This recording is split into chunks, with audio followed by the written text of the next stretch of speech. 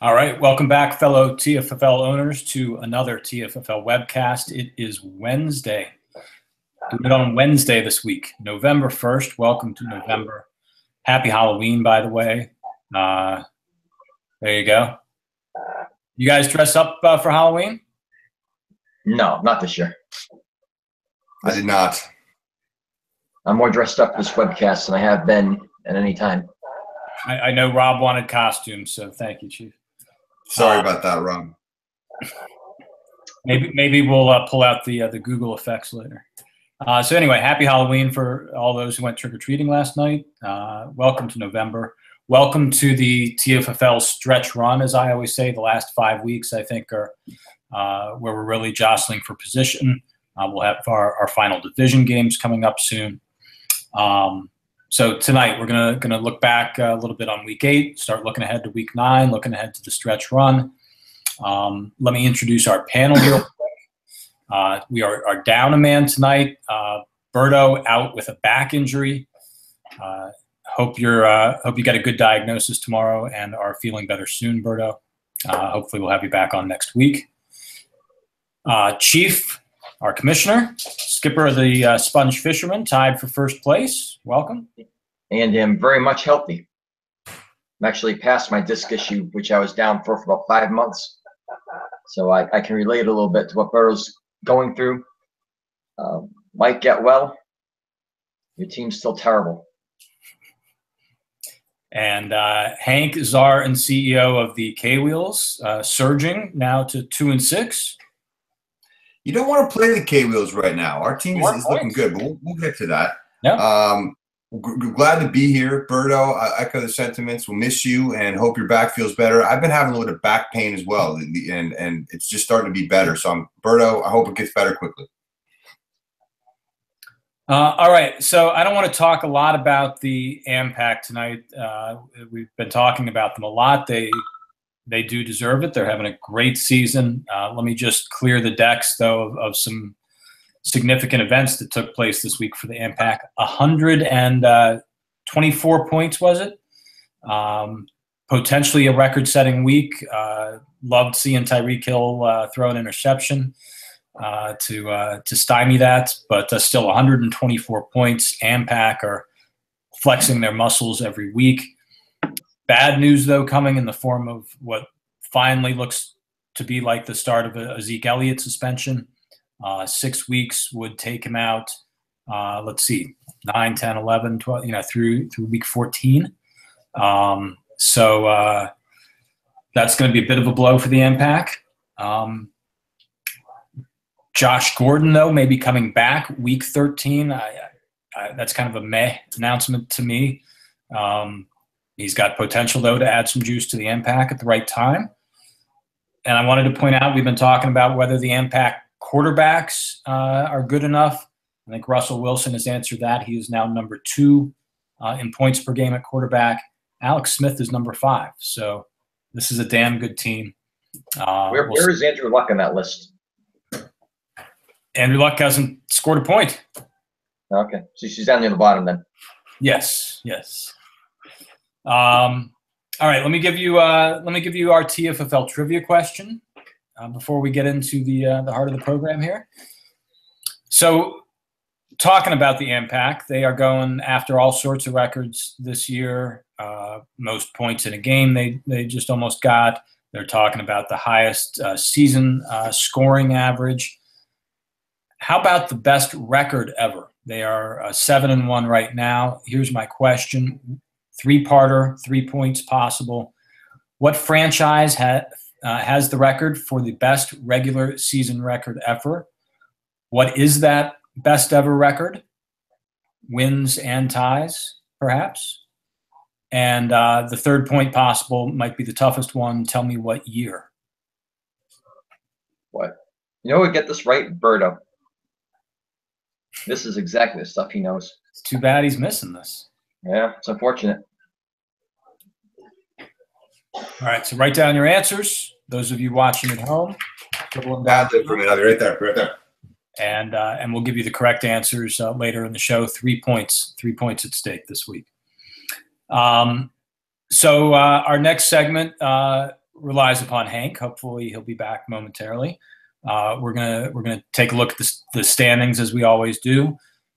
5 games to go in the regular season. I think it's time to start looking at who's in, who's out of the playoffs, how the seeding is taking shape, who's winning division tiebreakers, and conversely, on the other side of that line, how's the race for the number 1 pick shaping up, and who might still be right there harboring hopes of a playoff push. Sorry for my delay. You want to talk about this? I have it in graphic format. Outstanding. Take it away. All right. The text is getting tinier here, so I'm going to try and do what I can here. But through week 8, we have our division leaders. We just mentioned the Packers. I say boo and pack, no more talk about them. Yawn, whatever. They're good. Aliens and Fats having a dogfight, 6-2. 2 good teams right now. We'll see. Aliens hold the tiebreaker for now. SoCo, Hams and Sponge also locking a duel. Tied for the top. Hams have the breaker right now. They play again, of course. And then the Beavers in the TFFL's worst division, holding down that lead. Moving down to some wild card. We have the Fats Aliens second place runner-up, and we have the team that we shall not name right there hanging out. So this right now are the teams that will make the playoffs. Here's your line. Hams and Sponge Fishermen, the team that loses that battle for the division title, would be looking out. The Lizards are defending champs, would also be looking out. And then, yeah, I got this list too. Who's starting to look at the players coming out of college? Those Devils sucking for Saquon. Is that the tagline we're coming up with? And if that indeed is the number 1 guy, you don't think the Mongols are going to be tanking coming down the stretch? You don't think they want that Penn State guy? K-Wheels just put up a really nice week. And I'll tell you now, we're not tanking anything. We're going to try and win some games this year. So then we have the Janitors, who I will be referring to them from now on there. They're they're the ones that are sitting out right now. So there you have it. Standings. Great work, Hank. Thank you. A lot of time went into that. It did. I put some time into it, and then I figured I may as well do that than do any actual work today. Good. Yeah, like I said, a lot of work went into crafting our agenda here too. It's a part-time job. The good thing to take from, well, maybe not necessarily a good thing. What I took from that graphic was there's 5 games left. And you better win 4, unless you're Thornburg. You better win 4 of those 5 to assure yourself a playoff spot. 3 is probably not going to be enough if you don't win the division. So, with 5 games left, with me not having a quarterback this I'm sorry, go ahead. So I have 5 games left, speaking, selfishly. I've got no active quarterback this week at the moment. So, if you have a 1-game margin of error, this is it. The SoCo race, at least in your division, is going to be tight, and you can't afford a week with no quarterback. Might want to talk to a team like the K-Wheels, who has multiple quarterbacks of great potential. Yeah, it's on my to-do list. Good. I don't think I have much you want, though, that I'm willing to give up. Mitchell Trubisky's available. Blake Bortles also available. All right, so it's going to be tough to make the playoffs if you lose that division race. Because the Fats and the Aliens are both winning games right now, and man, the Killers, unless they fall off, they do have the lucky horseshoe. They do, and they're winning without scoring points. Look, the whole last 3 years for me, I stumble out of the gate, and I kind of claw back, and I lose the last game which you need to win, or I have some other tiebreaker go the other way. So the last 3 years, I've really fattened up on the no-co West. I've seemed to have swept the division, and or at least go 2-1 to get me back into the mix of things. So just got to do what I do. And those are your next 3 games? I got the Fats coming up now. And then I don't know the order of the next two, but yeah, those are my next three. All right. Yeah, go take out the Fats. So Give me a quarterback. You can't afford to give me a quarterback this week. So we're talking about these north-south games here at conference. We've had a clean slate of those the last 2 weeks, and so the first topic for our roundtable discussion tonight is the Northern Conference's domination right now. Swept the SoCo 6 wins to none last week, 5 wins to 1 the week before. I think the most telling thing right now, and I don't know how clear this was in Hank's very information-rich graphic, the Southern Conference does not have a team above 500 right now. Out of the 8 weeks, the week high score has gone to a Northern Conference team 6 of those 8 weeks. Again, Hank's graphic, I think, made clear right now all the wild card spots, both wild card spots, would go to NoCo teams. Our last 4 Pac Bowl winners have been NoCo teams. I guess my question is how did we get here? Is there a good explanation for this? Is it really as dramatic a gap as I'm making it out to be? I mean, it's a lot of evidence. How does this happen? Will it continue? I'll let you, Chief. I'll let you go.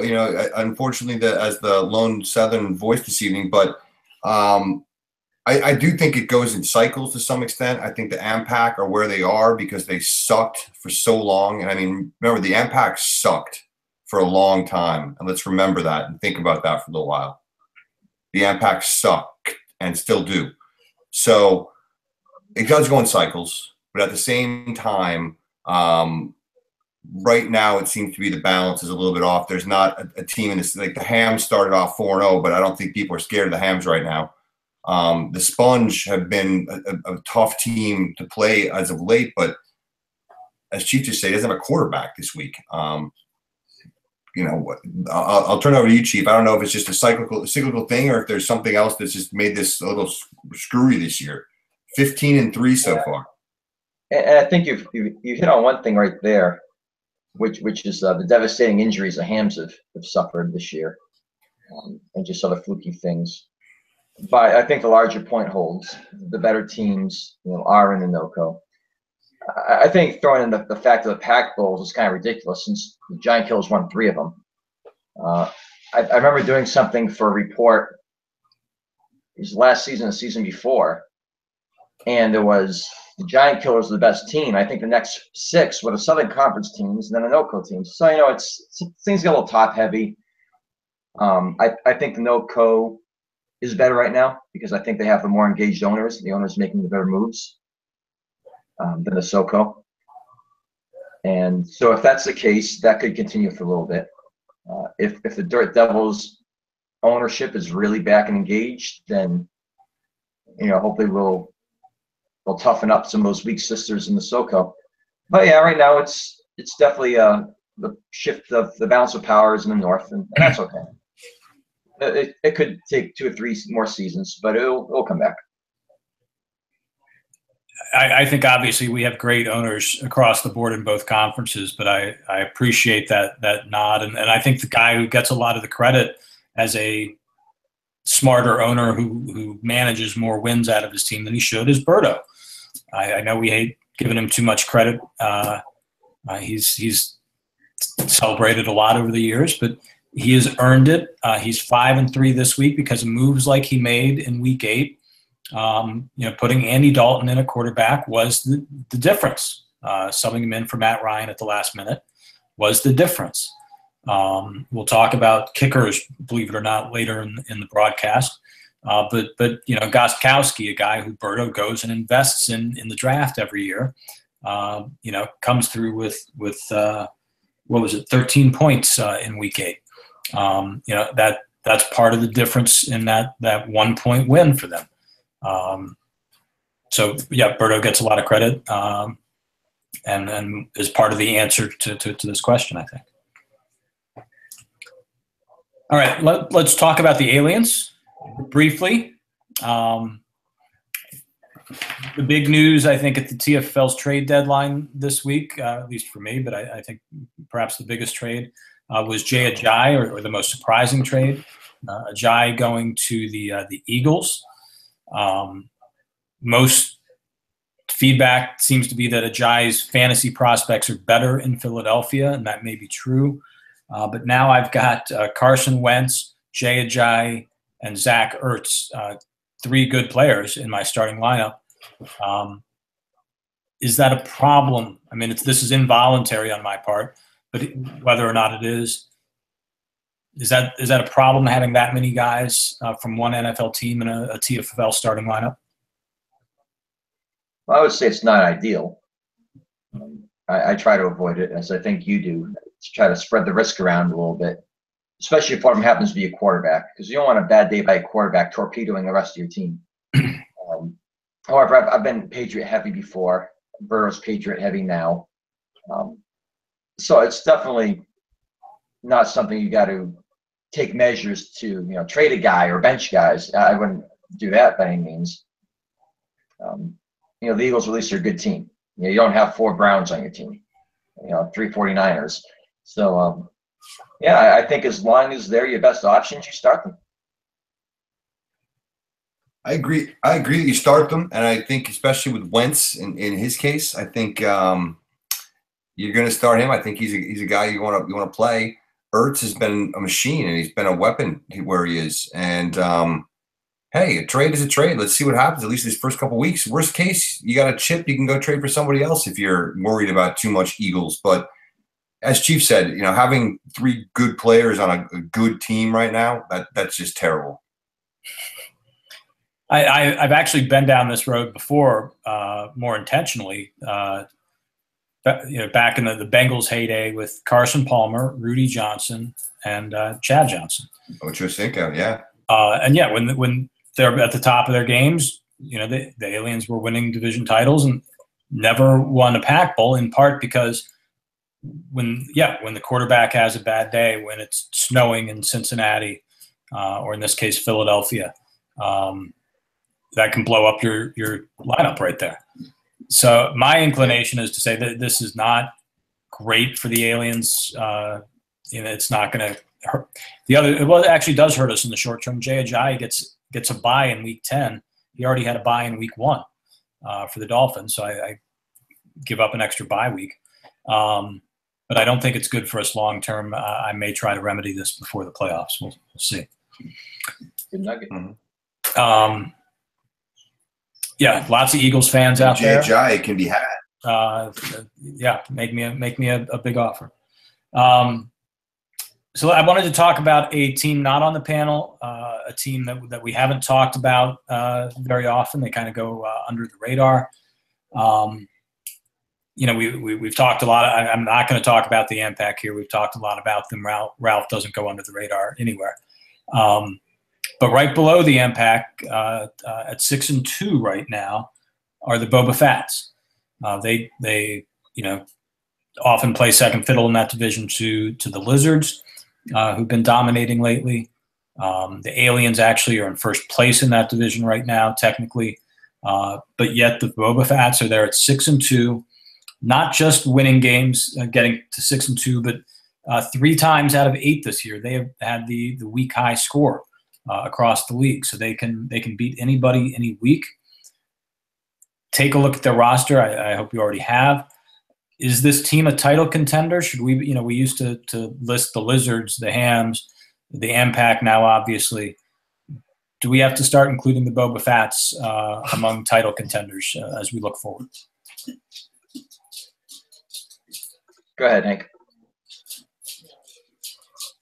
I think yes. I think the Fats are a very good team. I think that they have the ability to score a ton of points. Todd Gurley is as good as any running back you want, with Zeke Elliott and Leonard Fournette, I guess, but Gurley's been a beast. He's strong, and Travis Kelce's been a huge weapon this year. He's been playing like Gronkowski of years past. So I think that the Fats are a scary team to play. You're going to have to face them again. I already lost to them, so But I think they definitely are a team that's going to make the playoffs one way or the other. I just think they're good. Yeah, I really like this team, and they're doing. The lineup, the strengths of the lineup really hasn't changed, right? For it seems like a decade now that they've had Matt Stafford at the top. 4 good receivers, 1 good running back. The years that Gurley hasn't been good, Latavius Murray had a few good years. Now Gurley's had a phenomenal year. But now you have 2 quarterbacks, so they have bye coverage, or they can play a matchup thing. If Stafford has Denver or Philadelphia, whoever, they put Dak in and not worry about it. Ty Montgomery until recently gave him a good starting guy, and then the depth in the receivers. They're starting Robbie Anderson right now. It's been productive for them. Mm-hmm. And they have holdovers, in Crabtree and Green and Sanders. They picked up Golden Tate to replace the role Julian Edelman had in this team for years. Mm-hmm. And I think the missing piece right now is Travis Kelce. The rebirth of Alex Smith in the Kansas City offense, and the Kareem Hills and the Tyreek Hill. The guy we don't talk about a lot is Kelce. And it seems like he's always getting, 80 yards and 1 or 2 touchdowns. Mm-hmm. For although you talk about Tyreek Hill, Travis Kelce is the leading receiver on that team. He was a beast on Monday night. He was really good to watch. And, I guess they've been playing Dak Prescott at quarterback too. And I mean, I always think of them as Stafford, but Prescott's good too. They have a solid 1-2 punch on quarterbacks, and the receiver, AJ Green, Emmanuel Sanders is about to get healthy and play, I guess. This is a scary team. Dak Prescott, if I had seen into the future and know that Andrew Luck was going to be still not practicing come week 9, he was the guy I was going to be targeting early in the draft. I still would want to move it later, but not as early as he went. So yeah, and again, he's been switching back and forth in part due to injuries and bye weeks, or maybe a bad matchup here or there. But he's kind of insured himself against a bad quarterback matchup. He has. Because Stafford, let's face it, Stafford some games has those 3s, has those 5s. He'll throw for 260 yards, a touchdown to interception. And it only takes one of those in the playoffs. Mm-hmm. And I think he's I expect him to go far. I think this is definitely a semifinalist quality team. I think the difference maker throughout the season and even going forward is still Todd Gurley. They've got obviously the depth at quarterback. You mentioned depth at receiver. They don't have great depth at running back. They don't have a lot of Kelce, yes, can play at running back. Kelce is on a bye week 10. Gurley's really the true stud there beyond Kelce. And as long as Gurley stays healthy and plays the way he's been playing, the Fats are a scary team. If Gurley were to go down, I worry about the depth at running back there. But I would too. I think you can say that about pretty much any team except for the Ampac. We've got some serious depth at the number 1 RB position. But yeah, I mean, he needs Todd Gurley to be healthy and Travis Kelce to keep scoring like he has been. But right now, why would you think not? No, and that's it. And it's also part of what I'm saying is this is the difference between a Fats team that I don't know exactly what the record was last year, 5-8, and a team that's now 6-2 already, headed toward the playoffs. Yeah, this is a team that should be offering me draft picks for Jamal Charles or Devontae Booker or somebody they could put in there and have a little bit of RB2 potential. Hank doing a lot of selling. Yeah, it's funny. I think that there's so many teams that are on the edge right now, especially in the Southern Conference, where are they good? Are they going to make the playoffs, or are they going to be rebuilding and back into the bottom half or the top half of the draft? And it's hard to make a move when you're kind of in limbo. You don't know if you're going for it. And, I give credit to you, Stick, and you're saying, I'm going for it. I'm getting Des Bryant. I'm getting DeMarco Murray. I'm going to, do something here. There hasn't been another team that's really tried to do that yet or made strong moves to do that, especially in the South where it's open. It's there for the taking. Do you realize how much I've had to invest in my quarterback position this year? Chief, I feel horrible for you. I'm my keeper, right? Drafted Manning, had to cashier Manning to get Travis Simeon, had to make a trade to get Phillip Rivers, had to make another move now because Simeon's been benched and everybody else is on bye. Mm-hmm. So Brock Yeah, Osweiler. man. I've gone from going to win to playing for next year to going to win, and now I'm kind of reevaluating that right now. Depending on what happens next 2 weeks or so. You're like the Spinal Tap drummer role for quarterbacks. It's like you do not want to be the sponge quarterback because you're only going to last a week, maybe 2. The rest of my team's at great health, and I can't believe it's being wasted. Don't trade for Brady. You'd be in trouble. Chief, you've got a good team, and well, I think we may talk a little more about the sponge. Let's see whether the Hams keep trending down. If the Sponge are in sole possession of first place next week, but yeah, you've got a good team. Outside of your quarterback worries. So we were going to have our annual trade preview that Berto works up. I kind of wish he was on the broadcast tonight. It might be a much more animated trade preview than usual. Whatever painkillers he's on. Berto, don't lose your notes. We'll have you back next week. Everybody can trade with Phil in the meantime, it sounds like, but everybody else may just want to hold off another week and let Berto give you the lay of the land here. I'm not trading with Berto. Berto will not have any of my players unless he gets them through a third party. So I'm open to talking to anybody else. He's just forecasting. Yeah, I understand. Forecasting, yes. Not necessarily what he's going to do. All right, so I've got 2 strategy questions for you guys. I think without the trade preview, we'll have time to tackle both of them. One of you two, actually, I think it brought this first one up, perhaps off air recently. What is the value that you see of trying to offset your opponent's starting quarterback with a wide receiver or a tight end from the same NFL team? I know there are differing opinions on the panel on this, so I wanted to bring it up. I guess there are 2 ways you might approach this as a tactic. One would be, as I know I've done on occasion, in the TFFL draft, going out and I think primarily looking at your division opponents who you're going to play twice a year in key games and getting a receiver or tight end to offset that division opponent's quarterback. And then the second way to look at this would just be week to week once the season is underway. If you have a receiver or tight end on the same NFL team as your opposing quarterback that week, leaning a little bit more toward that guy if you have a tough lineup decision to make and getting that guy into your lineup. Is this something worthwhile? Do you look to do it? Is it a bunch of hooey?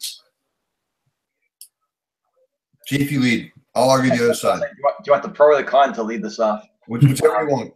Yeah, I think it's an absolutely silly strategy. And we'll stick to the week-to-week thing for now. Start the guys you think are going to do best.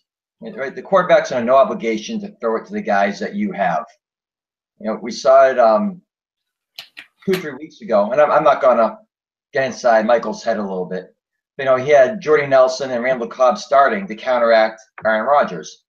Jordy Nelson's a 30-week starter. Okay, nobody's going to knock him for that. But he started Randall Cobb. Maybe he was going to do it anyway, regardless of the quarterback. I doubt it. Okay, Rodgers threw 3 touchdown passes, 1 to Nelson, 2 to Devontae Adams. Randall Cobb took a 0. Okay, there were guys on the bench, 8s, 9s, 10s. So I think you're going to get burned more often enough that to second guess yourself. If you have things rated dead even and you need a tiebreaker, okay, maybe. We had the Amari Cooper blow up 2 weeks ago. If I had started him on the basis of canceling out Carr, have my head examined. Carr threw 17 touchdown passes of season 1 to Amari Cooper at that point. So why am I not putting him in to offset him if I have guys who might score 80 yards even? Take a 4 from a receiver. So I think, if you have the cell phone number of the quarterback, you can call, Aaron Rodgers and say, hey, you got to throw to Randall Cobb this week. Got to do it. Then, okay, maybe you do that. But chances are you don't. And the quarterback's going to throw it to the open guy. And if you don't have him and you start another guy based on the uniform he wears at the expense of a more talented guy on your bench, I think you made a big mistake. going to the other question about the draft real quickly. If you're drafting high and looking for like an every week starter kind of role, and you have two guys rated roughly equally, I guess you can take the one in your division, the offset. Oddly enough, I think where this whole offset thing really comes in is if you really want to put it to use, I think the best thing you could probably do is for your backup quarterback, if he's available, if he's not a keeper, take your division opponent's stud receivers quarterback, like a bye week or something when you play him, because then you probably got to cancel out the wide receiver. I don't think you can cancel out a quarterback. That's interesting. I will tell you, I have never once thought about drafting a receiver because of Berto having whoever his quarterback, Matt Ryan. Should I not start Julio because he's got Matt Ryan? No. I don't, Ralph, with Russell Wilson, I don't look at the Seattle receivers any closer. That's interesting. Maybe I should. But I wouldn't have drafted Paul Richardson anyway, who catches whatever he caught this week. I think, going to the first question about do you look to start a receiver against your opponent's quarterback, I always think it's kind of nice when you got the receiver and you're kind of shutting down that guy's quarterback's glory right there. That's a very nice feeling. And I definitely would start the guy, if it were all things being equal, I would start the guy that's playing him unless I had somebody else. I wouldn't go out of my way to do it, though. I think it's nice when it lines up, but it's not something I would create strategy around to make it happen. How about you? You would.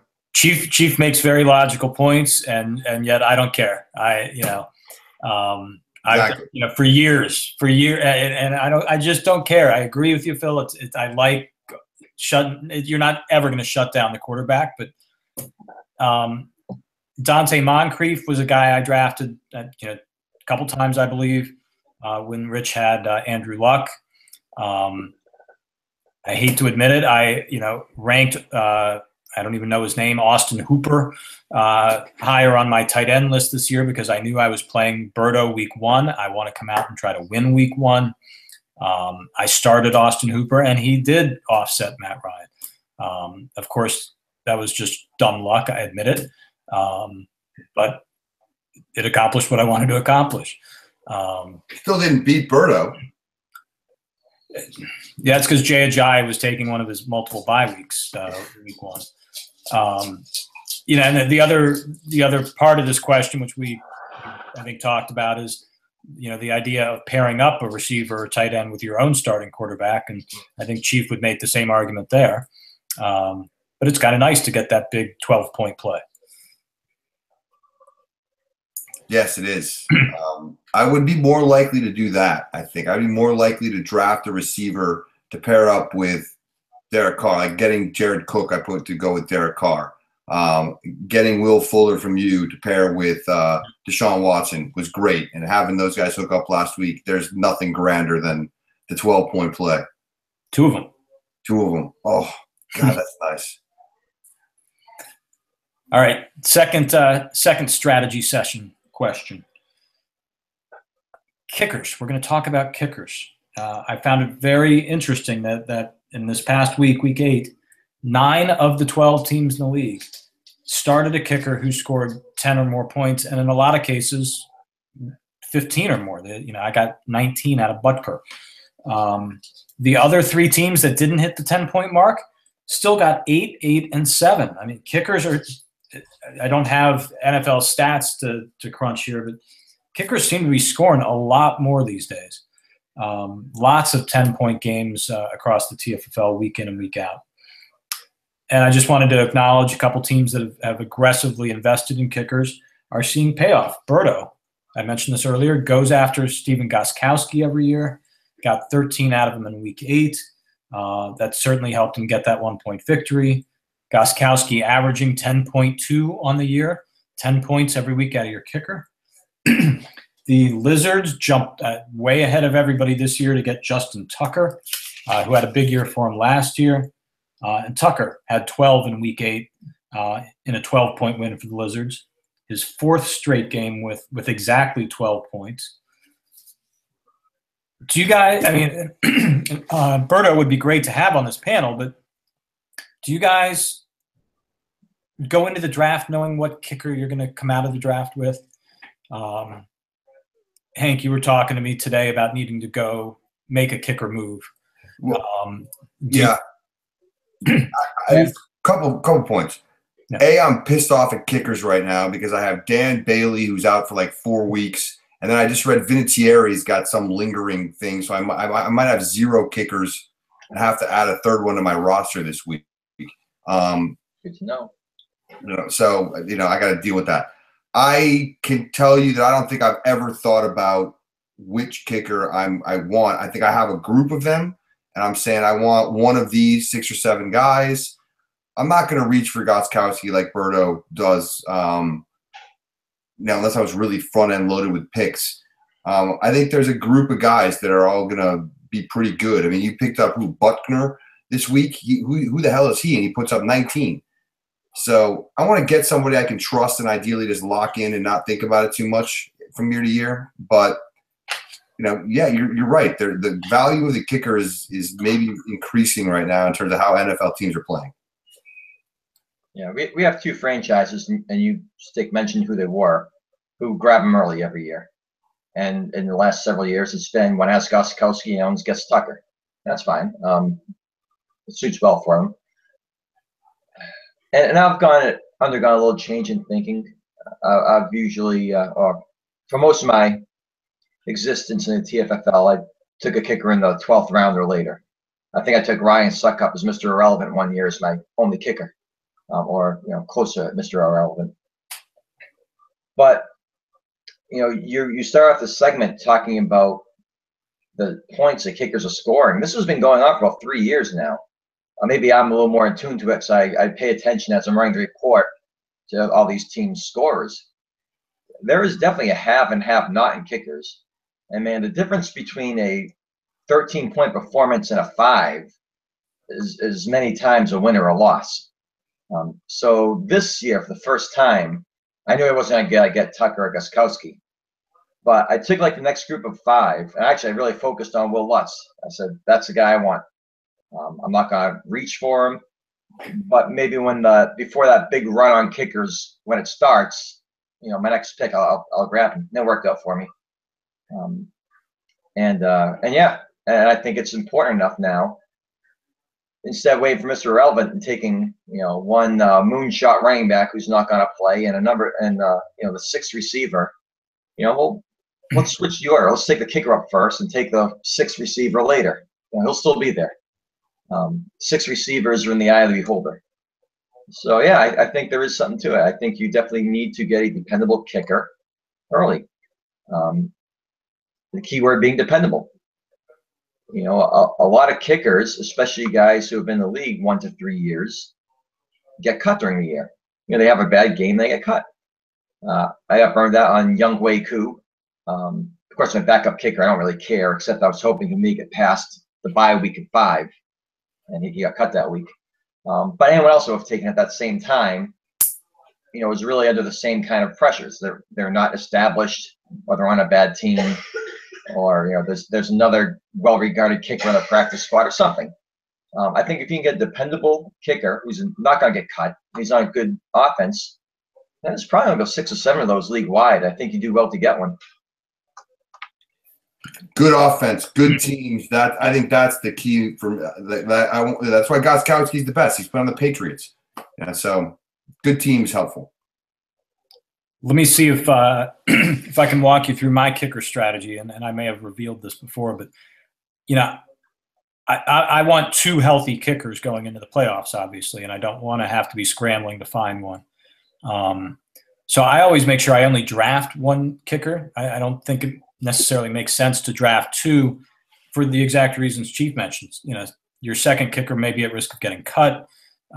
We've actually seen a lot of kicker injuries and teams just very quickly shutting those guys down. So I don't want to draft 2 of them. I want to draft 1 really strong one who is not at risk of getting cut, who's hopefully durable, on a good offense. And then looking at his bye week, and I want to make that bye week as late in the year as possible. So then I can draft pick up a second kicker late in the year after a lot of the dust is settled. And then I've got 2 healthy kickers hopefully going into the playoffs. And that kind of restriction on that bye week usually means that I can't necessarily target one guy at the very top. But I think, like Chief, I'm looking at a group of guys, and may not know the exact guy I'm going to walk away with in the draft, but I know it's going to be one of these 3 guys because I'm going to aggressively go get them after Gostkowski and Tucker are gone. And Suckup to me was a guy that looked like he'd be a good kicker on a improving Tennessee offense this year, and he has been. And then Harrison Butker, that free agent that nobody knew was going to be sitting out there, was the guy I just picked up. So that's working out.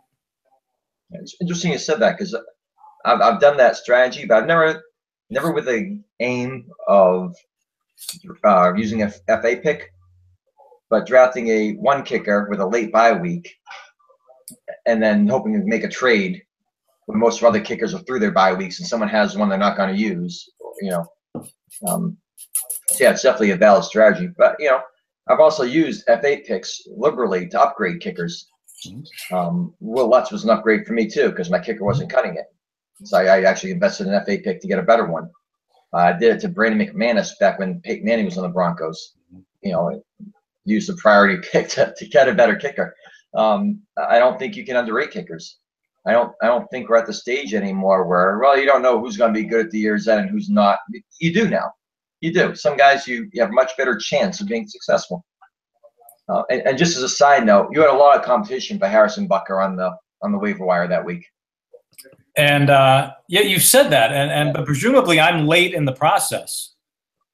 Yeah, I think the other guys maybe had him ranked 2nd or something like that, and had another kicker before him. I mean, or maybe it was one of the few guys that were after you. Remember, I don't care to divulge if I do, but yeah, he was probably 3 times on the request. I did not request Harrison Buckner. All right, good. So that's our roundtable for the week, but we still have a lot to talk about now. Looking ahead to week 9, every game is a big game from here on out. Chief, give us the schedule rundown, and I know you've already told us what the game of the week is, but tee it up for us. I was fact checking your claim that Austin Hooper canceled out Matt Ryan, and in fact he did. So I'm looking at week 1. I'm like, this doesn't make sense. Why am I playing the Hams? So I get back to week 9 where I belong here, because I couldn't remember what's the game of the week looking at that list. Okay, we have the Beavers and the Wheels. We have the Mongols and the Giant Killers in a matchup for the ages. Dirt Devils, the Ampac. Ampac are favored by 87. We have the Sponge and Boba Fetts. We have the Hams and Lizards. And the game of the week is the Senators and the Aliens. And again, I actually learned from my mistakes in recent years, and I was looking to see there's no obvious game of the week. But so the 2 or 3 I was considering, I went to look, and a couple of them were very much affected by bye weeks, and as we learned from last week, it maybe not be the best way to go about it. Senators and the Aliens. I mean, Tom Brady is a big miss for the Senators, but he's really the only starter on a bye week right now. So we should have 2 teams at mostly full strength, and Jay Cutler, if he's healthy. Oakland is a 32nd ranked passing defense in football. So I expect him to do better than the 9.5 he's penciled in for here on the Guru. I don't. Cutler sucks. He does suck, but I think he can get a couple touchdowns out of Oakland. Who do you think he's going to throw him to, Chief? Devontae Parker. Devontae Parker's going to come back. I do have Devontae Parker in my lineup to offset Jay Cutler. I thought you just said you didn't do that. But I love doing it. It could be Julius Thomas. It could be Jarvis Landry. It could be Damian Williams. You just don't know. It's Jay Cutler. He's going to throw more passes to the Raiders or whoever the hell they're playing. It could be Leonte Carew. It's a fun name to say. Kenyon Greek out of the backfield. My concern this week is, and I often focus on matchups, and we talked about all my Eagles earlier in the show. I got Carson Wentz, Jay Ajayi, and Zach Ertz all playing against a pretty good Denver defense. And that scares me. It should. You should be scared. Get DeMarco Murray back, so he's got a pretty good match. I mean, Baltimore, I never know how good they really are or how good is their reputation. Mm-hmm. Devontae Parker in the matchup. Does Brian's got a nice matchup in Kansas City? All my guys are at home for what that's worth, but they're home against Denver and Baltimore. Yeah, Butker's on the road. Yeah. Butker and the Falcons defense is on the road. All my other guys are at home.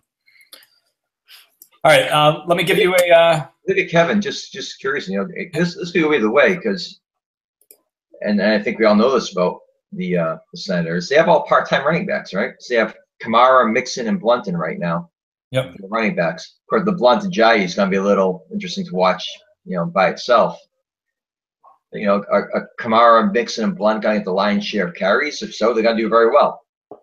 If they're the kind of neglected this game, and they're going to get 5 carries each, and they could get a 1, 2, and 0 between them. This is going to be a blowout the other way. So it's going to be interesting to see which way this one turns.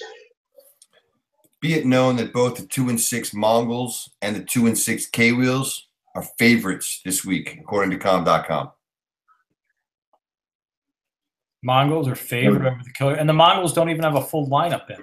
Favored over the Killers. No, you're right. Well, now they don't. They have Forbath on a bye. Yeah, I think the Killers lineup is fairly well set, and they are an underdog to the Steel City Mongols. Wow. Let's go, Mongols. Projected about 43 points, which pretty much fits them. He has not scored he has not hit 60 points this year, and he has 5 wins.